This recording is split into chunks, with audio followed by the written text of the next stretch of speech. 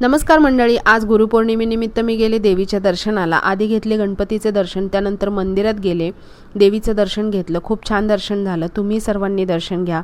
दर्शन झाल्याच्या नंतर मी तिथे 10-15 मिनिटं निवांत बसले। त्यानंतर प्रदक्षिणा घेतली, कळसाचं दर्शन घेऊन निघाले। इथे मी आर्याचा फेवरेट लक्ष्मीनारायण चिवडा घेतला। त्यानंतर आले दगडूशेठ बाप्पाचे दर्शन घ्यायला। बाप्पाचे दर्शन मी बाहेरूनच घेतले। हे पहा केवढी गर्दी होती। त्यानंतर तिथून निघाले। हे पहा, इथे दगडूशेठ गणपती बाप्पाच्या डेकोरेशनची पण तयारी सुरू झाली। 127वा गुरुपौर्णिमा उत्सवानिमित्त इथे नृत्याचा कार्यक्रम आयोजित केला होता। खूप छान वाटलं। त्यानंतर मी गेले दत्त मंदिरात। पौर्णिमेनिमित्त मस्त असं फुलांनी मंदिर सजवलं होतं। हे पहा, दत्ताचे दर्शन घेतले। त्यानंतर मी गेले काकालवाईमध्ये, तिथे कंदी पेढे आणि सोनपापडी घेतली।